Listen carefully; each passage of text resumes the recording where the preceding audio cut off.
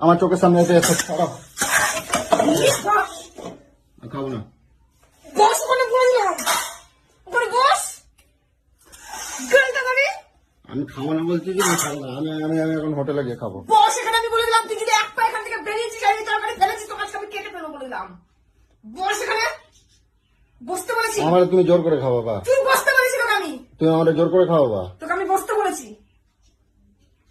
তোর এত তেজ করা দিন আসে তুই খাবার এরকম করে এটাকে তুই ফেলে দিলি। তাহলে তুমি আগে এগিয়ে আসছি চোখের জন্য। এখানে বস। তুমি আমার জোর করে খাওয়াবা। বসে গেলে গলায় পড়া দিয়ে তোকে আমি খাওয়াবো আমি বলে দিলাম। দিন দিন তুই বহুত বার বেরিয়ে যাচ্ছিস তুই। আঙুল দেখাবে না কিন্তু, খবর আছে কিন্তু কই দিচ্ছি। আমি খাবো না বলতে কি আমি খাবো না, তুমি খাও। তোমার শুকনো রুটি, তোমার বাসি তরকারি তুমি খাও, আমি খাবো না। রোগে ভুগলি কেটে রাখবে।